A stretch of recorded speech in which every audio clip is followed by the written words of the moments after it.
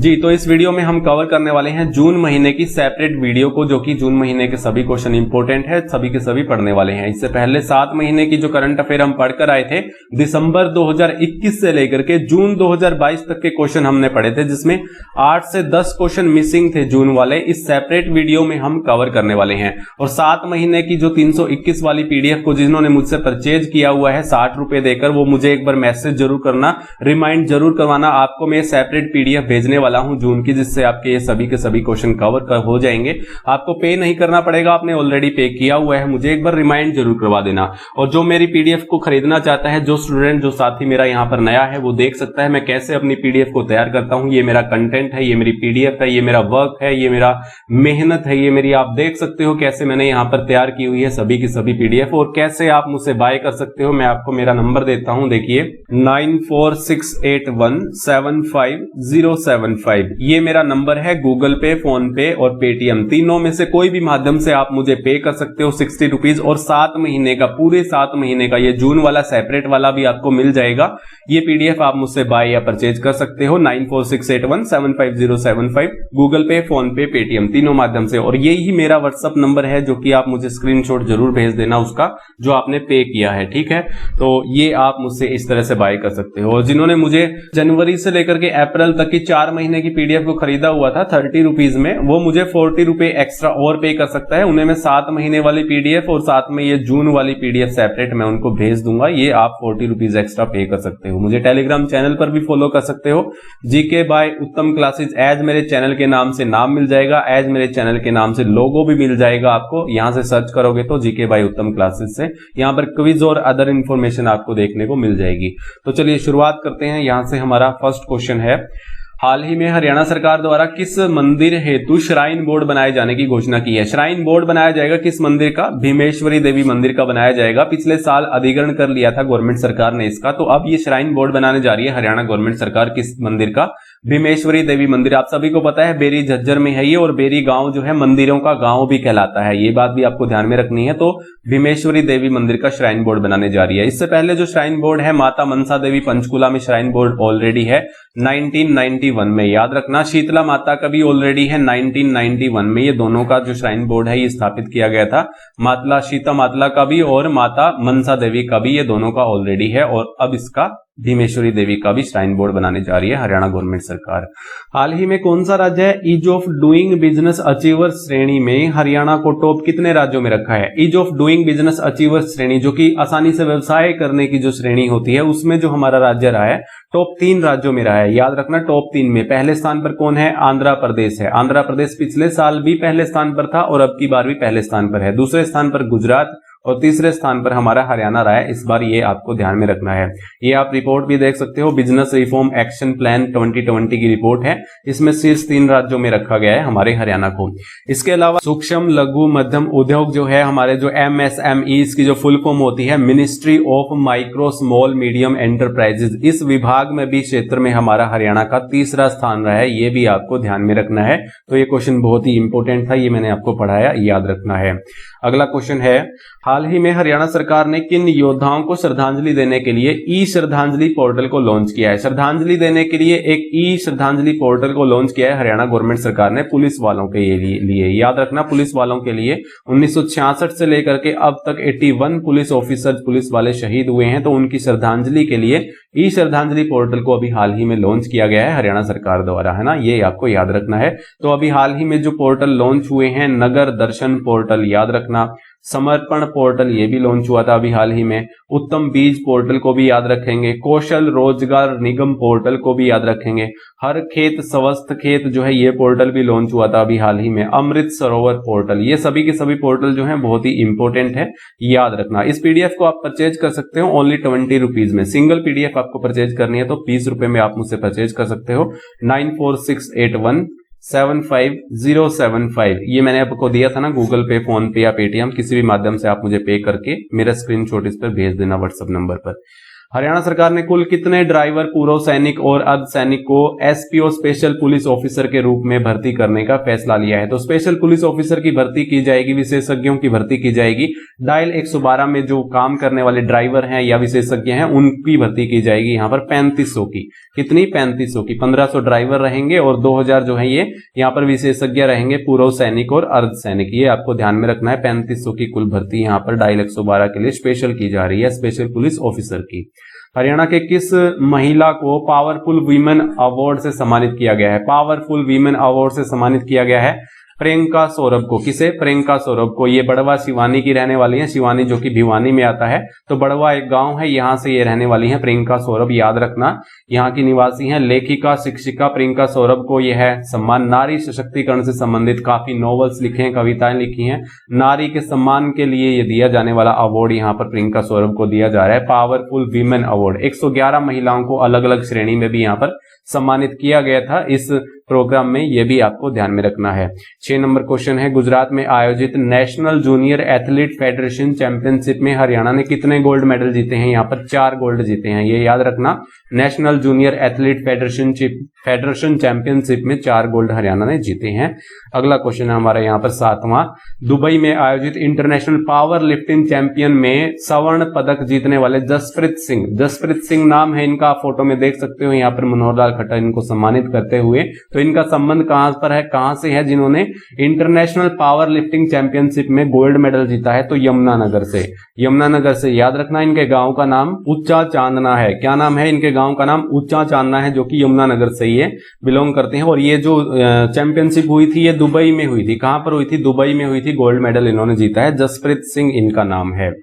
8वां question है, खेलो India youth games में पदक विजेताओं की राशि को हरियाणा सरकार ने कितने गुना बढ़ाया है? इंपोर्टेंट सभी के सभी क्वेश्चन पढ़ाने वाला हूं यहाँ पर मैं खेलो इंडिया यूथ गेम्स से। तो 2 गुना कर दिया है यहाँ पर। 1 लाख जो मिलेगा उन्हें स्वर्ण पदक जिन्होंने जीता है, ठीक है। 60,000 उन्हें मिलेंगे जिन्होंने रजत पदक जीता है। 40,000 मिलेंगे उन जिन्होंने कांस्य पदक जीता है। और 5,000 उन्हें दिया जाएगा जिन्होंने इसमें खेलों में हिस्सा लिया था, है ना। 1 लाख यानी पहले 50,000 हुआ करती थी, अब 1 लाख कर दी। 30,000 हुआ करती थी, 60,000 कर दी। और 20,000 को 40,000 कर दिया है। और जिन्होंने हिस्सा लिया है वो 5,000 यानी उनको दिया जाएगा, 2 गुना कर दिया है इसको बढ़ा करके, है ना। सभी को पता होना चाहिए। पहले नंबर पर हमारा हरियाणा रहा था। 52 जो है वो स्वर्ण पदक जीते थे, 39 सिल्वर और ब्रॉन्ज 46, है ना। 52 39 46, 52 39 46, इस श्रेणी को जो सीक्वेंस को आप याद रखेंगे, टोटल 137 पदक जीते थे हमारे हरियाणा ने। सेकंड नंबर पर महाराष्ट्र रहा था, पहले नंबर पर हमारा हरियाणा रहा है। तो इसके जो खेलों की शुरुआत जो करवाई थी वो किसने करवाई थी? राज्यवर्धन सिंह राठौर ने करवाई थी। इन खेलों की जो शुरुआत हुई थी किसके माध्यम से हुई थी? राज्य सिंह वर्धन के प्रयासों से इसकी खेलों की शुरुआत हुई थी, याद रखना। और 25 खेल इसमें शामिल किए गए थे। 5 खेल इसमें जो नए पारंपरिक खेल ऐड हुए हैं वो भी मैं आपको पढ़ाने वाला हूं इस वीडियो में, जो आपको देखने को मिल जाएंगे। यहाँ पर मैं आपको दिखा रहा हूं, यहाँ पर गतका, कलारी पट्टू, थांगता, मलखंब, योगासंग, ये जो 25 खेल में शामिल थे पारंपरिक खेल, इसमें 5 नए ऐड किए गए थे। ऐसे क्वेश्चन सेपरेट पूछा जा सकता है आपसे, ठीक है। आयोजन कब से कब तक हुआ था? 4 जून से 13 जून तक हुआ था। चौथा संस्करण था, इससे पहले 3 हो चुके थे, अभी चौथा संस्करण यहाँ 4 जून से 13 जून तक। अगला जो होगा वो एमपी में होगा, मध्य प्रदेश में होगा, ये भी आपको याद रखना है।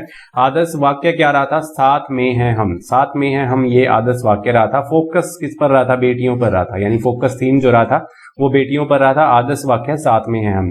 शुभंकर, जया और विजया रहा था, जिसका जो आइकन दिया गया था वो काला हिरन दिया गया था। और टाइगर, विजय कोई जो आइकन दिया गया था ये याद रखना है। धाकड़ इसका ये क्या रहा था? शुभंकर रहा था। क्या रहा था? धाकड़ शुभंकर रहा था, ये इनके आइकन थे यहाँ पर, काला हिरन और टाइगर।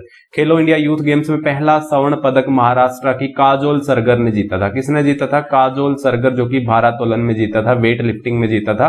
काजोल सरगर ने, कहां से है ये? महाराष्ट्र से है, पहला स्वर्ण पदक जीता था। और हरियाणा से पहला स्वर्ण पदक जीता था वृंदा यादव ने। किसने? वृंदा यादव। साइकिलिंग में इन्होंने जीता था, ये पहला हरियाणा को गोल्ड मेडल दिलाया था वृंदा यादव ने, याद रखना।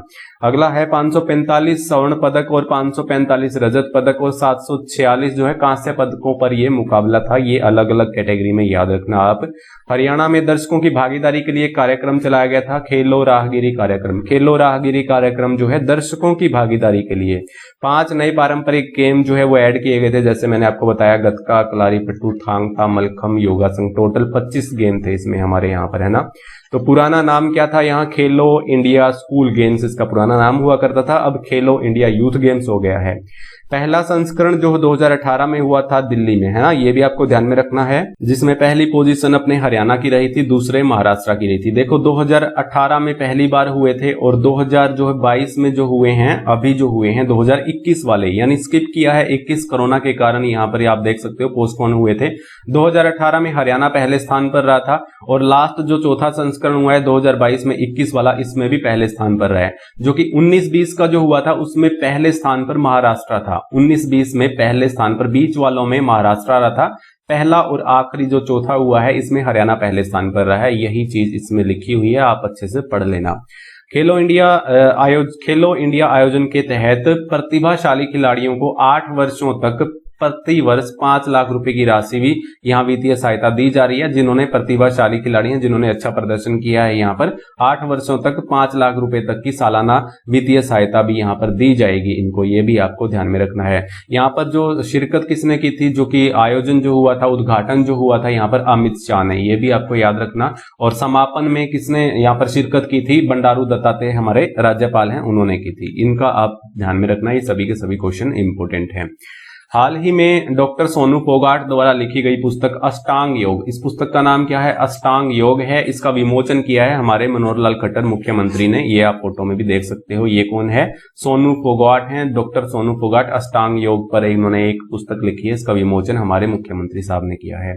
10वां क्वेश्चन है, हरियाणा के किस जिले में मुख्यमंत्री द्वारा ऑल वेदर स्विमिंग पूल, जिस स्विमिंग पूल में जो है सर्दी गर्मी में एक ही टेम्परेचर रहेगा इस स्विमिंग पूल में, जो कि अंबाला में ये बनाया जा रहा है। कहां पर, अंबाला में ये बनाया जा रहा है, ये याद रखना। ऑल वेदर स्विमिंग पूल, जो कि सभी मौसम में एक समान यहाँ पर टेम्परेचर रहने वाला है पानी का।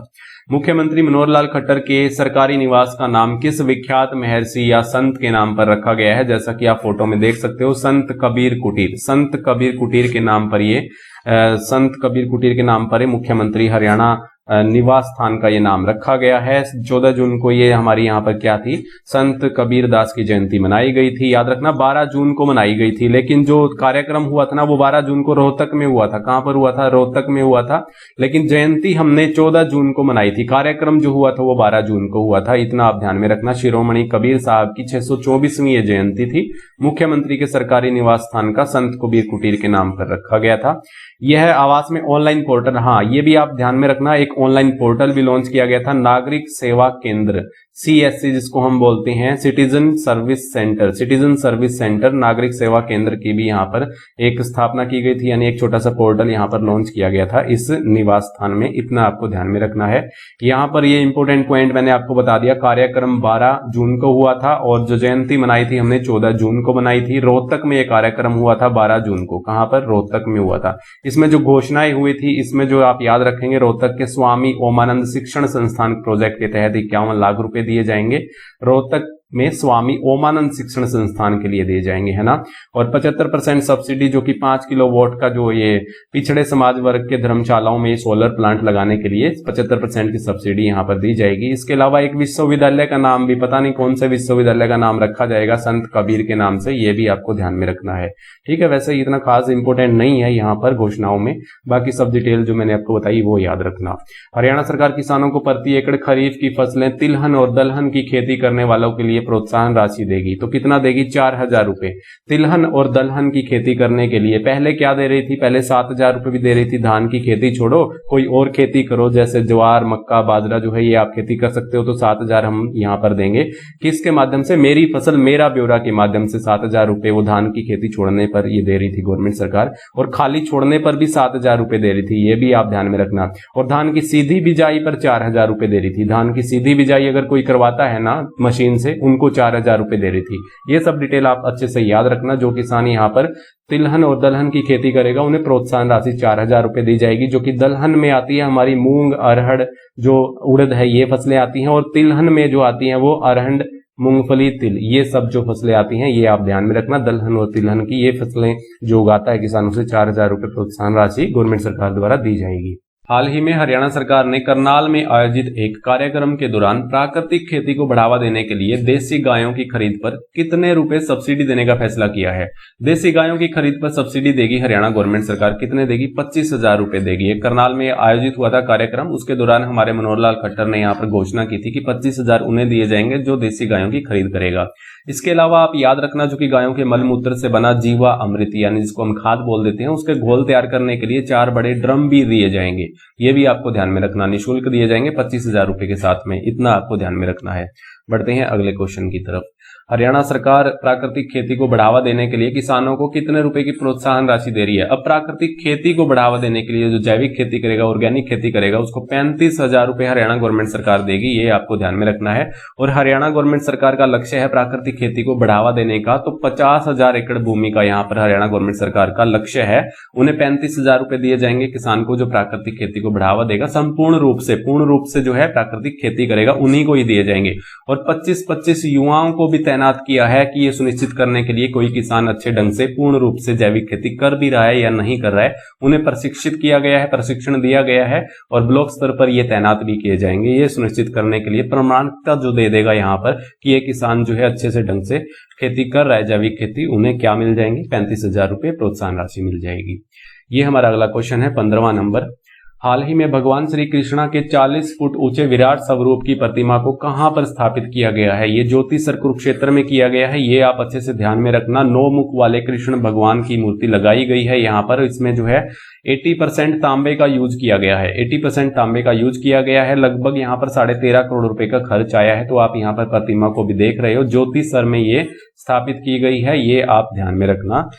चलते हैं अगले क्वेश्चन की ओर। हरियाणा पुलिस ने अपराधियों पर नजर रखने के लिए, उनके रिकॉर्ड को रखने के लिए एक ऐप लॉन्च किया है, ईगल ऐप, जो कि इनकी प्रमाणिकता यानी जांच भी करेगा, यानी बायोमेट्रिक से आइडेंटिफिकेशन जिसको हम बोल देते हैं, ये करेगा ईगल ऐप। तो ये हरियाणा पुलिस ने इसको लॉन्च किया है, ये आप ध्यान में रखना। कितने साल तक कब्जा किए हुए घुमंतु जाति के लोगों को हरियाणा सरकार उस स्थान का मालिकाना हक देने की घोषणा की है। तो घुमंतु जाति के लोग जो हैं, जो जगह जगह पर अपना डेरा बसाकर बैठ जाते हैं, जो अपना डेरा 20 साल तक बसाए हुए हैं एक ही स्थान पर, उनका जो मालिकाना हक देने की बात कह रही है गवर्नमेंट सरकार, ये आपको ध्यान में रखना है। इसके लिए कंडीशन भी है, परिवार पहचान पत्र होना अनिवार्य है और 200 गज से ज्यादा जमीन न हो, तभी यहां पर मालिकाना हक दिया जाएगा। जो कि 20 साल से अपना डेरा एक ही स्थान पर बसाए हुए हैं, जिनकी सालाना आय 1,80,000 से कम हो, उनके लिए ये कंडीशन है, ये याद रखना आप। 20 साल इसका आंसर होगा। हरियाणा सरकार ने अंत्योदय परिवारों को लाभ देने के लिए अंत्योदय परिवार उत्थान मेलों का आयोजन कहां करवाया था? अभी हाल ही में जून में हुआ था, तो गुरुग्राम में ये मेलों का आयोजन हुआ था। अलग अलग आप डेट में देख सकते हो कहां कहां ये आयोजन हुआ था। और इसमें 18 विभागों के तहत 55 प्लस योजनाएं उपलब्ध थी और लास्ट माइल सिटीजन तक पहुंचने के लिए हरियाणा गवर्नमेंट सरकार ने 1 लाख प्रति वर्ष से कम आय वालों को यहां पर आमंत्रित किया था इस मेले में, ये आप याद रखना। इन मेलों का नाम क्या है? अंत्योदय परिवार उत्थान मेले, इसका नाम है, ये आप अच्छे से ध्यान में रखना। अंत्योदय परिवारों के ये लगाए गए थे। 10 जून को पहला लगाया गया था, 28 जून को ये हमारा आखिरी लगा था सोहना में, है ना। तो अलग अलग यहाँ पर किए गए थे, है ना, ये आपको ध्यान में रखना है। इसके अलावा एक साथ में क्वेश्चन और भी था, यहाँ मैं आपको पढ़ा देता हूँ। यहाँ पर ये देखिए, हरियाणा में प्रत्येक परिवार की डैश बढ़ाने के लिए, देखिए जो अंत्योदय मेलों का आयोजन करवाया गया था अलग अलग जगहों पर, यानी 156 स्थानों पर करवाया गया था। 500 से अधिक मेलों का आयोजन अभी लास्ट हुआ गुरुग्राम में, मैंने आपको पढ़ाया। लेकिन ये किस लिए किया जाता है? अंत्योदय परिवारों की वार्षिक आय बढ़ाने के लिए। इसका जो आंसर होगा ये होगा, वार्षिक आय बढ़ाने के लिए। पीछे अब क्वेश्चन जो रह गया था उसको पढ़ लेते हैं यहाँ पर हम। हाल ही में हरियाणा सरकार ने आपातकालीन सेवा कॉल नंबर 112 के साथ में ऑनलाइन ठगी हेल्पलाइन नंबर के किस नंबर को जोड़ा गया है? तो ऑनलाइन ठगी हेल्पलाइन नंबर जो है उसको मर्ज कर दिया है 112 में। तो कौन सा नंबर है वो? 1930 नंबर है। ये पूछा गया था इस क्वेश्चन में कि कौन सा नंबर को 112 में मर्ज कर दिया गया है, जो कि ये पहले कौन सा था? ऑनलाइन ठगी हेल्पलाइन नंबर था, साइबर क्राइम वाला नंबर था। तो आपको ये ध्यान में रखना है, आपातकालीन सेवा कॉल नंबर 112 है और इसकी शुरुआत जो हुई थी 12 जुलाई को हुई थी, याद रखना 12 जुलाई 2021 को हुई थी, ठीक है। और अभी 112 डायल को हमारे जो भारत में है पहला स्थान हमारे हरियाणा में मिला है। ये सेवाएं देने के मामले में, सर्विसेज देने के मामले में जो गाड़ी है हमारी 112 डायल वाली, वो मौजूदा स्थान पर, जो कि संदिग्ध स्थान पर जो है, वो 20 मिनट तक गांवों में पहुंच जाती है और 15 मिनट के लगभग आसपास शहरों में पहुंच जाती है। तो पहला स्थान हमारे डायल 112 को हमारे यहाँ पर सर्विसेज देने के मामले में हरियाणा को मिला है, ये याद रखना। 20वां क्वेश्चन हम पढ़ते हैं अब। हरियाणा मातृशक्ति उद्यमिता योजना, बहुत ही इंपॉर्टेंट योजना है ये। हरियाणा मातृशक्ति उद्यमिता योजना के तहत कितनी सालाना आय वाली महिलाओं को 3 लाख तक का लोन दिया जाएगा। 3 लाख तक का लोन मिलेगा जिनकी सालाना आय 5 लाख से कम है। कितनी है? 5 लाख से कम है। महिलाओं को उद्यम खोलने के लिए, छोटा मोटा व्यवसाय करने के लिए 5 लाख से जिनकी सालाना आय कम है, उनको 3 लाख रुपए का लोन प्रोवाइड किया जाएगा। ये आपको ध्यान में रखना है। पूरी संभावना है इस क्वेश्चन के पेपर में आने की। 21वां क्वेश्चन है, हरियाणा में प्रत्येक परिवार की डैश बढ़ाने के लिए, ये पढ़ चुके हैं हम, है ना। अगला क्वेश्चन है हमारा, हरियाणा सरकार राज्य के प्रत्येक जिले में कब तक एक मेडिकल कॉलेज खोलने का फैसला लिया है? तो हरियाणा सरकार ने एक फैसला लिया है कि हर एक डिस्ट्रिक्ट में एक मेडिकल कॉलेज होगा। कब तक होगा? 2025 तक। हरियाणा गवर्नमेंट सरकार कहती है कि 2025 तक हम हर एक जिले में एक मेडिकल कॉलेज खोल देंगे। इतना आपको ध्यान में रखना है। 23वां क्वेश्चन है, हरियाणा के किस जिले में उत्तर भारत का पहला एनिमल ब्लड बैंक स्थापित किया जाएगा? पहला एनिमल ब्लड बैंक जो स्थापित किया जाएगा, हिसार के लुआस में, लाला लाजपत राय यूनिवर्सिटी में पहला एनिमल ब्लड बैंक स्थापित किया जा रहा है। ये आपको याद में रखना है। और एक और साथ में आप याद रखेंगे, उत्तर भारत का पहला एनिमल हॉस्टल की बात हो रही है। ये उगाड़ा गांव है अंबाला का, यहां पर ये बनाया जा रहा है। तो एनिमल हॉस्टल उगाड़ा गांव में, जो कि अंबाला का है, और एनिमल ब्लड बैंक जो कि हिसार लुआस में खोला जाएगा। ये आपको ध्यान में रखना है। अगला क्वेश्चन है, किस जिले की 19 वर्षीय शनन ढाका एनडीए के पहले महिला बैच की टॉपर रही है? तो रोहतक की है ये शनन ढाका, जो कि एनडीए के पहले महिला बैच में ये 19 वर्षीय टॉप पर रही है हमारे हरियाणा की। ये याद रखना है, रोहतक से है। किर्गिस्तान के बिश्केक में हुई एशियाई कैडेट सब जूनियर चैंपियनशिप में 10 में से हरियाणा की कितनी बेटियों ने यहाँ पर पदक जीते हैं? तो एक किर्गिस्तान की राजधानी है बिश्केक, यहाँ पर एशियाई कैडेट सब जूनियर चैंपियनशिप हुई थी। कौन सी? एशियाई कैडेट सब जूनियर चैंपियनशिप में 7 पदक हमारे यहाँ पर हरियाणा की बेटियों ने जीते हैं। 10 हमारे इंडिया ने जीते थे और 7 यहाँ पर हमारे हरियाणा की बेटियों ने जीते हैं। यानी 70% योगदान हमारी बेटियों का रहा था। किर्गिस्तान के बिश्केक में हुई थी ये। हरियाणा में रेड जोन घोषित ग्रामीण क्षेत्रों में पराली न जलाने पर पंचायत को सरकार कितने रुपए तक का पुरस्कार देती है? तो पंचायत सरकार जो है वो पुरस्कार देती है, ग्रामीण क्षेत्र के लोग अगर पराली नहीं जलाते हैं तो उस पंचायत को 10 लाख रुपए तक का पुरस्कार देते हैं। ये आप ऑफिशियली भी यहाँ पर देख सकते हो। इतना इस क्वेश्चन से आप याद रखना, पराली नहीं जलाने पर पंचायत को दिए जाएंगे, है ना। तो ग्रामीण के लोग अगर पराली न जलाएंगे तो 10 लाख रुपए उस पंचायत को दे दिए जाएंगे गवर्नमेंट सरकार द्वारा। 27वां क्वेश्चन है, 12वीं कक्षा के परिणाम के मुताबिक इस बार रोहतक के किस गांव की बेटी 500 में से 498 अंक प्राप्त कर प्रथम स्थान पर रही है? तो रोहतक का कौन सा गांव है? निदाना गांव है, जो कि मनोहरलाल खट्टर का ये पैतृक गांव है। यहाँ की बेटी है काजल।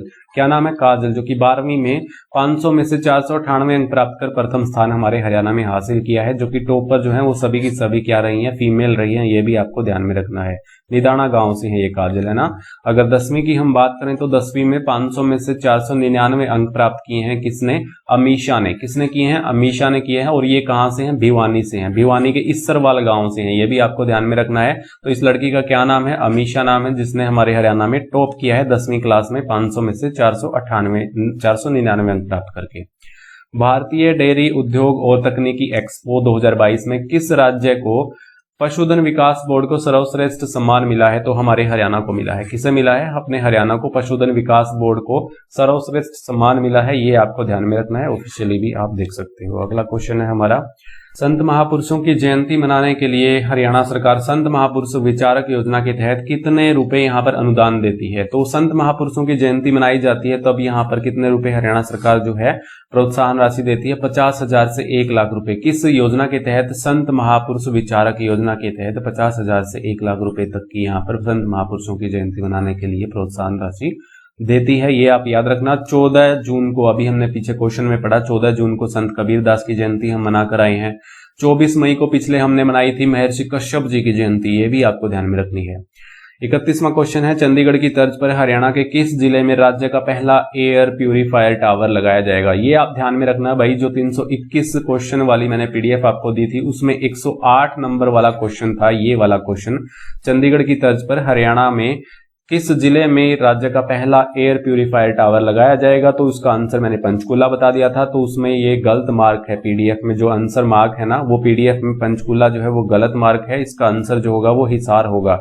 तो इसको आप रिवाइज कर लेना भाई एक बार, है। इसके लिए मैं माफी चाहता हूँ, पीडीएफ में गलत मार्क हो गया था पंचकुला, जो कि वीडियो में भी मैंने शायद पंचकुला ही बोल दिया था। यहाँ पर आप ध्यान में रखना, हिसार इसका राइट आंसर होगा, जो कि पहला एयर प्यूरिफायर टावर होगा। और चंडीगढ़ में भी पहला था, सबसे ऊंचा, ये भी आपको ध्यान में रखना है। हमारे हरियाणा के हिसार में लगाया जाएगा पहला। 32वां है, हरियाणा श्रमिक कल्याण निधि निर्माण श्रमिक पेंशन योजना के तहत पंजीकृत निर्माण कामगार को 60 वर्ष होने पर कितने रुपए माह पेंशन दी जाती है। जो पंजीकृत श्रमिक हैं उनकी 60 वर्ष होने पर हरियाणा गवर्नमेंट सरकार जो है वो 3000 रुपए तक की यहाँ पर मासिक पेंशन देगी। ये आपको याद में रखना है। यहाँ पर ऑफिशियली आप देख सकते हो, जो श्रमिक जो है पंजीकृत हैं और उनकी उम्र जो 60 साल हो जाती है, उनके 60 साल होने के बाद 3000 रुपए गवर्नमेंट सरकार देगी। 33वां क्वेश्चन है, हरियाणा परमाणु विद्युत परियोजना के लिए जलापूर्ति चैनल प्रणाली किस जिले में स्थापित की जाएगी। जलापूर्ति चैनल प्रणाली फतेहाबाद में स्थापित की जाएगी। किसके लिए? हरियाणा परमाणु विद्युत परियोजना के लिए। आप सभी को पता होगा कि परमाणु विद्युत परियोजना जो है हमारे हरियाणा में एकमात्र फतेहाबाद में काम चल रहा है, गोरखपुर गांव में, है ना। तो 2800 मेगावाट में 700 मेगावाट की 4 यूनिट बनाई जाएगी, तो 2800 मेगावाट पर काम चल रहा है। परमाणु विद्युत परियोजना हमारे एकमात्र फतेहाबाद में, उसके लिए एक जलापूर्ति चैनल प्रणाली स्थापना की जा रही है, ये आप याद रखना। 394 करोड़ रुपए का यहाँ पर बजट है इसके लिए। इसके अलावा 997 करोड़ रुपए का बजट जो है यहाँ पर गुरु तेग बहादुर साहिब राजकीय मेडिकल कॉलेज जो बनाया जाएगा यमुनानगर में, उसके लिए है। और 945 करोड़ रुपए की लागत से बनेगा राजकीय मेडिकल कॉलेज यहाँ पर कैथल में, ये भी आपको ध्यान में रखना है। बढ़ते हैं अगले क्वेश्चन की ओर। हरियाणा सरकार सरकारी स्कूल बच्चों को 9वीं कक्षा से प्रतियोगिता परीक्षाओं की तैयारी करवाने के लिए किस जिले में बुनियादी नामक योजना को लॉन्च किया है। तो बुनियादी नामक योजना को लॉन्च किया है किन के लिए? 9वीं कक्षा से प्रतियोगी परीक्षाओं की तैयारी करवाने के लिए, सरकारी स्कूल के बच्चों के लिए। कहां से शुरुआत की है? रोहतक से शुरुआत की है बुनियादी नामक परियोजना की, जो कि 9वीं कक्षा से लेकर के आगे जो परीक्षार्थी जो है, जो बच्चा है, जो प्रतिभागी है, वो नीट की जेईई की कैसे तैयारी कर सकता है, उनके लिए बुनियादी नामक योजना रोहतक से शुरू की गई है। हरियाणा के किस विश्वविद्यालय में मेरा विश्वविद्यालय मैं ही सवारूं अभियान जो है स्वच्छता से जुड़ा हुआ है? ये आईजीयू में, जो कि मीरपुर में है, ये यूनिवर्सिटी रेवाड़ी की है, मीरपुर यूनिवर्सिटी, इंदिरा गांधी यूनिवर्सिटी। यहाँ पर ये मेरा विश्वविद्यालय मैं ही सवारूं अभियान स्वच्छता से जुड़ा हुआ है। यहाँ पर हर रविवार को ये कार्यक्रम जो अभियान जो चलाया जाता है, याद रखना, इंदिरा गांधी यूनिवर्सिटी मीरपुर रेवाड़ी में है, यहाँ पर ये चलाया जा रहा है। आगे बढ़ते हैं, अगला क्वेश्चन है 36वां है हमारा। यहाँ पर हरियाणा के किस स्थान पर होमगार्ड प्रशिक्षण केंद्र बनाया जाएगा? तो भुन्ना में बनाया जाएगा। कहां पर? होमगार्ड प्रशिक्षण केंद्र भुन्ना, फतेहाबाद का ये यहाँ पर कस्बा है, हम बोल सकते हैं, शहर बोल सकते हैं। होमगार्ड प्रशिक्षण केंद्र बनाया जाएगा यहाँ पर। तो 37वां क्वेश्चन है, हरियाणा के किस जिले में विश्व विरासत दिवस का आयोजन किया गया है? तो कुरुक्षेत्र में। कहां पर? विश्व विरासत दिवस का आयोजन कहां पर किया गया? कुरुक्षेत्र में किया गया, इतना आप याद रखना। हरियाणा राज्य निर्यात श्रेणी में बासमती चावल का सर्वाधिक अंश 10% उत्पादित करने वाला राज्य है। तो 60% जो है हमारा हरियाणा राज्य बासमती चावल का उत्पादन करता है, तो ये याद रखना, हमारा टॉप पर रहा है हरियाणा यहाँ पर। बढ़ते हैं अगले क्वेश्चन की ओर। यहाँ पर अगला क्वेश्चन है, बागवानी श्रृंखला को मजबूत करने के लिए हरियाणा हॉर्टिकल्चर सेक्टर में कौन सा देश 2600 करोड़ रुपए का निवेश कर रहा है? तो जापान कर रहा है। हॉर्टिकल्चर सेक्टर में निवेश कर रहा है, तो बागवानी श्रृंखला को मजबूत करने के लिए 26 करोड़ रुपए का निवेश कौन कर रहा है? जापान कर रहा है, इतना आप याद रखना। बढ़ते हैं अगले क्वेश्चन की ओर। अगला है, 21 जून अंतर्राष्ट्रीय योग दिवस पर हरियाणा के किस जिले में राज्य स्तरीय समारोह का आयोजन किया गया? तो राज्य स्तरीय समारोह का आयोजन किया गया 21 जून को हम अंतर्राष्ट्रीय योग दिवस मनाते हैं। तो हमारे मनोहर लाल खट्टर ने यहाँ पर शिरकत की थी भिवानी में। तो याद रखना, राज्य स्तरीय योग कार्यक्रम जो हुआ था हमारे यहाँ पर भिवानी में हुआ था। 21 जून को अंतर्राष्ट्रीय योग दिवस हम मनाते हैं। केंद्र सरकार ने पूरे देश में जीएसटी मुआवजे को वितरित कर हरियाणा को 86,912 करोड़ में से कितना हिस्सा यहाँ पर हरियाणा गवर्नमेंट सरकार को दिया है? तो 1325 करोड़ रुपए का। याद रखना, 1325 करोड़ रुपए का आप यहाँ पर देख भी सकते हो। 1325 करोड़ रुपए हरियाणा को मिले हैं। सबसे ज्यादा यहाँ पर महाराष्ट्र को मिले हैं 14,145 रुपए। हरियाणा को 1325 करोड़ रुपए मिले हैं। जीएसटी कब लागू हुआ था? 1 जुलाई 2017 को लागू हुआ था।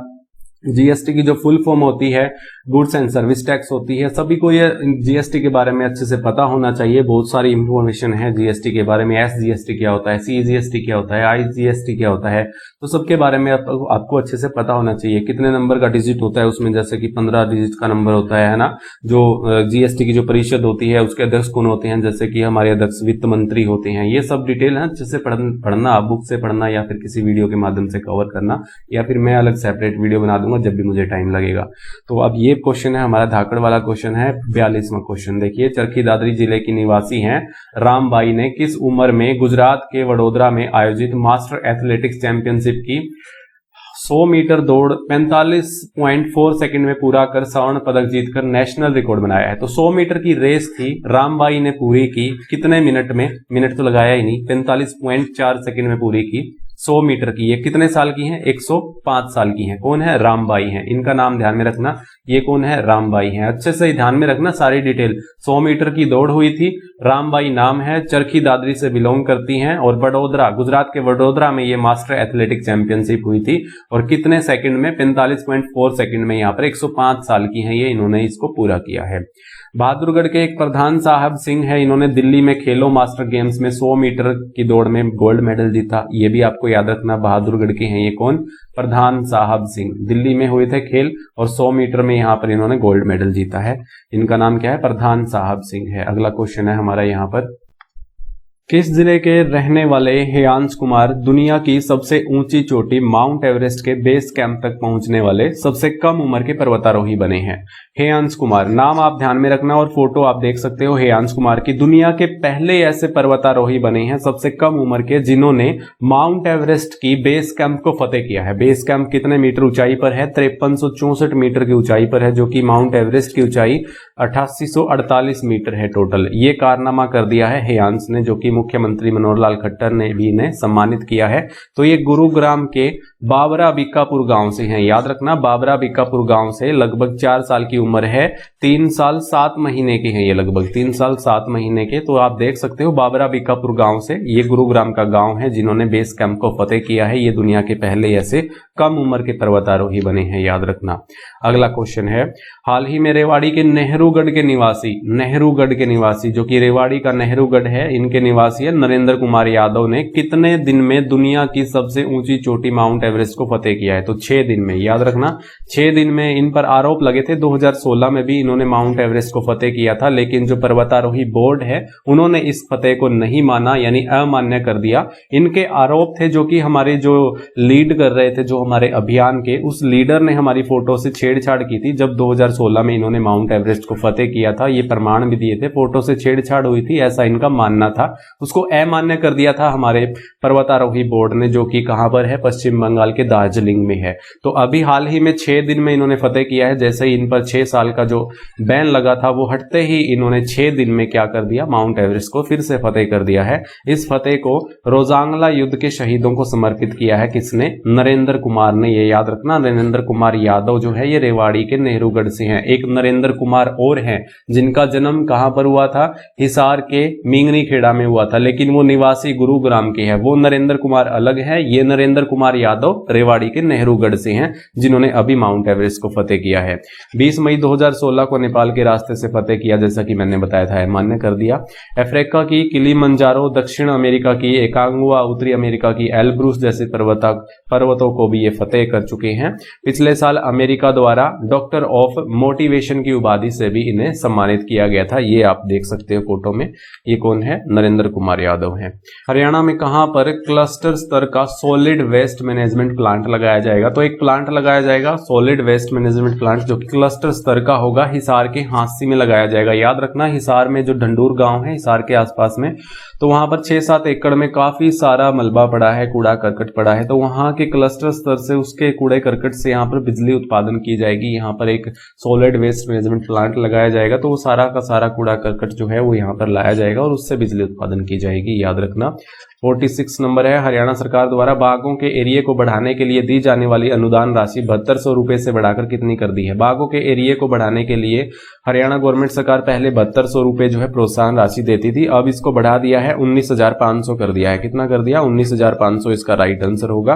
बढ़ते हैं अगले क्वेश्चन की ओर। हरियाणा के किस पूरा स्थल पर 5000 साल पुरानी सोने की फैक्ट्री मिली है? तो सोने की फैक्ट्री कहां पर मिली है 5000 साल पुरानी? हिसार के राखीगढ़ी में, नारनौंद के पास में है ये हिसार हिसार का राखीगढ़ी, ये आप याद रखना, ये सबसे बड़ा पूरा स्थल है हमारे भारत का राखीगढ़ी। याद रखना, राखीगढ़ी सिंधु सभ्यता का हमारे भारत में सबसे बड़ा पूरा स्थल है। अगर सिंधु सभ्यता का सबसे बड़ा पूरा स्थल पूछा जाए तो वो मोहनजोदड़ो हो जाएगा, भारत में पूछा जाए तो राखीगढ़ी हो जाएगा। तो यहाँ पर 5000 साल पुरानी सोने की फैक्ट्री मिली है। 4 साल के बच्चे का छोटा कंकाल भी यहाँ पर हमें देखने को मिला है। काफी चीजें छोटी मोटी और भी मिली हैं, तो आप ध्यान में रखना, ये सोने की फैक्ट्री ये मिली है यहाँ पर हिसार के राखीगढ़ी में। 48 नंबर क्वेश्चन है, हाल ही में मुख्यमंत्री मनोहर लाल खट्टर ने किस नाम से एक आईटी आधारित और पर्यावरण से अनुकूल जल प्रबंधन प्रणाली की शुरुआत की है? एक जल प्रबंधन प्रणाली की शुरुआत की है पानी को बचाने के लिए। घरों में जो पानी सप्लाई होता है हमारे, उसके पानी को सुनियोजित ढंग से हमारी आपूर्ति देने के लिए, पानी को अच्छे से स्वच्छ करने के लिए, पानी की बचत करने के लिए, यानी पानी से संबंधित जितनी भी हमारी जो अच्छे से संसाधन जो जुटा सकते हैं हम उसको सेव करने के लिए, तो उस तरह का एक मोड़ देने के लिए इसकी शुरुआत की है हमारे मनोहर लाल खट्टर ने, सुजल के नाम से एक जल प्रबंधन प्रणाली। ये आपको याद रखना है। हरियाणा अक्षय ऊर्जा विकास एजेंसी द्वारा कितने प्लांट लगाने का फैसला किया है? तो 120 प्लांट लगाए जाएंगे हरियाणा ऊर्जा विकास एजेंसी द्वारा, जो कि 5-5 मेगावाट के होंगे। कितने होंगे? 600 मेगावाट बिजली उत्पादन करेंगे। कितने होंगे? 120 होंगे, है ना। तो 600 मेगावाट बिजली उत्पादन की जाएगी हरियाणा अक्षय ऊर्जा विकास एजेंसी द्वारा। 120 ये लगाए जाएंगे। हरियाणा के किस जिले में राज्य का पहला राजकीय यूनानी कॉलेज एवं अस्पताल स्थापित किया जाएगा? राजकीय यूनानी कॉलेज और यूनानी अस्पताल स्थापित किया जाएगा हमारे हरियाणा का पहला मेवात में। आप याद रखना कहां पर? मेवात में स्थापित किया जाएगा। इसके अलावा आपको याद रखना है हरियाणा का पहला वाहन कबाड़ केंद्र नूह के फतेहपुर गांव में, यानी मेवात के फतेहपुर गांव में पहला व्हीकल स्क्रैपिंग सेंटर भी यहां पर बनाया जाएगा। इसके अलावा आपराधिक गतिविधियों पर नजर रखने के लिए एक दृश्यम केंद्र भी खोला गया था। 40 कैमरे लगाए गए थे आपराधिक गतिविधियों पर नजर रखने के लिए। दृश्यम केंद्र की स्थापना की गई थी यहाँ पर नूह में। जिला जेल बनी है हमारी 20वीं जिला जेल, यानी जिला जेल तो बनी है 17वीं, टोटल 20 यानी जिला जेलें हो चुकी हैं हमारे यहाँ पर। सॉरी, यहाँ पर गलत लिखा हुआ है, तो यहाँ पर आप देख लीजिएगा 17 जिला जेलें हो गई हैं और 3 सेंट्रल जेलें हैं। तो टोटल हमारे यहाँ पर 20 जेलें हो चुकी हैं, जो कि 17वीं आएगा यहाँ पर, है ना। 17वीं जिला जेल बनी है, ये आप ध्यान में रखना। विश्व स्तरीय आर्ट विश्वविद्यालय मेवात, ये भी यहाँ पर विश्व स्तरीय आर्ट विश्वविद्यालय मेवात में खोला जाना है, इसको भी आप ध्यान में रखना। तो यहाँ पर 17वीं जिला जेल बनी है, जो कि यहाँ पर गलत लिखा हुआ था। 20 तो टोटल हो चुकी हैं, 3 सेंट्रल जेल मिला करके। 51 नंबर है, हाल ही में केंद्र सरकार के ताजा आंकड़ों के अनुसार हरियाणा राज्य इलेक्ट्रिक वाहन में कौन सा स्थान मिला है? तो इलेक्ट्रिक जो वाहनों में स्थान है हमारा यहाँ पर 10वां स्थान है हमारे यहाँ पर हरियाणा का। ये भी आपको ध्यान में रखनी है बात। अगला क्वेश्चन है, डैश में आयोजित नेशनल किड्स फैशन शो में कैथल की 3 साल की बेटी हिमान्या ब्रांड फेंस बनी है। तो हिमान्या जो है ये कैथल से है। कहाँ से है? कैथल से है। और ये कहाँ पर आयोजित हुई थी? जो ये प्रतियोगिता थी ये जयपुर में आयोजित हुई थी। कहाँ पर हुई थी? जयपुर में हुई थी। यहाँ पर हिमान्या ब्रांड फेस बनी है हमारे हरियाणा की। नेशनल किड फैशन शो जो हुआ था जयपुर में हुआ था, ये कैथल से है हिमान्या, ये आप ध्यान में रखना। हरियाणा के किस शहर में Kalpana Chawla centre for research in space science and technology स्थापित किया गया है? तो कल्पना चावला के नाम से centre for research in space science and technology स्थापित किया गया है चंडीगढ़ में। कहां पर? चंडीगढ़ में। इसके अलावा आप याद रखेंगे हाल ही में हरियाणा के लिए चंडीगढ़ में एकीकृत टिकट प्रणाली ऐप को भी लॉन्च किया गया है। तो हरियाणा के लिए एक टिकट प्रणाली जो है, एकीकृत टिकट प्रणाली, ये भी चंडीगढ़ में लॉन्च हुई है अभी हाल ही में। और याद रखना Kalpana Chawla centre for research in space science and technology Chandigarh में भी स्थापित हुई है। 54 नंबर है, ईएसआई, श्रम और पीएफ विभाग को एक करने वाला हरियाणा तीसरे नंबर का राज्य बना है। यहाँ पर आंसर भी लिखा है, तो हरियाणा तीसरे नंबर का बना है, ये याद रखना। पहला गुजरात और फिर दूसरा केरल और तीसरा हमारा यहाँ पर ये बना है हरियाणा राज्य। ESI, employ state insurance and provident fund, ये इसकी फुल फॉर्म होती है। इन दोनों विभाग को एक कर दिया है, तो ऐसा करने वाला हरियाणा तीसरे नंबर का बना है। फिनलैंड में आयोजित पावो नुर्मी खेलों में 89.3 मीटर तक का भाला फेंककर राष्ट्रीय रिकॉर्ड बनाते हुए नीरज चोपड़ा ने कौन सा पदक जीता? राष्ट्रीय रिकॉर्ड अपना ही तोड़ दिया है इन्होंने। 89.3 मीटर तक का भाला फेंककर पावो नुर्मी गेम्स हुए थे, जो कि फिनलैंड में है। ये पावो नुर्मी गेम्स कहां पर हुए थे? फिनलैंड में हुए थे। और सिल्वर पदक जीता, यानी दूसरे नंबर का पदक जीता है। अपना नेशनल रिकॉर्ड ही तोड़ दिया है। किसने? नीरज चोपड़ा ने। आप फोटो देख सकते हो, कितने एग्रेसिव लग रहे हैं, कितना तेज दिख रहे हैं आंखों में, किस तरह इनकी बॉडी लैंग्वेज कहती है कि मैं अभी तोड़ दूंगा, फाड़ दूंगा, सब कुछ कर दूंगा। तो आपके अंदर भी इतना ही जुनून होना चाहिए जो कि नीरज चोपड़ा के अंदर आप अभी इसी फोटो में देख रहे हो। आपकी एग्जाम डेट अभी हालांकि फिक्स नहीं हुई है, फिर भी आप अपनी एक एग्जाम डेट को फिक्स मानकर चाहिए कि अगस्त की 1 अगस्त को ही मेरा पेपर है। तो इस तरह का जुनून जो है जो नीरज चोपड़ा की आंखों में और उसकी बॉडी लैंग्वेज से आप समझ रहे हो कि ये इन्होंने क्या किया है और आगे क्या करने वाले हैं, इनका क्या और लक्ष्य बड़ा हो सकता है, इससे बड़ा लक्ष्य क्या होगा जब इन्होंने ओलंपिक में गोल्ड मेडल ही जीत लिया है, अगली बार क्या होगा। तो ऐसा काम आपको भी करके दिखाना है कि फर्स्ट रैंक का सोचना है कि आपको मेरी फर्स्ट रैंक ही आएगी। तो देखना इन्होंने सिल्वर मेडल जीता है। अभी ये गेम्स कहाँ पर हुए थे, फिनलैंड में हुए थे, पावो नुर्मी गेम्स में 89.3 मीटर का। पहले इन्होंने जो गोल्ड मेडल जीता उसमें कितना भाला फेंका था, 87.58 मीटर का भाला फेंका था। इसका रिकॉर्ड को तोड़ दिया है इन्होंने, है ना। और हाल ही में फिनलैंड के कुरुओ तानो, ये देखना नाम आप अच्छे से याद रखना, कुरुओ ताने जो गेम हुए थे, खेल, ये भी फिनलैंड में हुए थे। यहाँ पर इन्होंने गोल्ड मेडल जीता है इतने मीटर का भाला फेंक करके, है ना। ये भी आपको ध्यान में रखनी है बातें। तो ये थे हमारे 55 क्वेश्चन जो कि मई महीने के आपको कैसे लगे, एक बार वीडियो में कमेंट करके जरूर बताना, और लाइक करके बता सकते हो आप, ऐसी बात नहीं है कमेंट ही करोगे, एक लाइक भी कर देना अगर आपको वीडियो अच्छी लगी है तो। अब मिलेंगे नेक्स्ट वीडियो में, तब तक के लिए जय हिंद, जय भारत।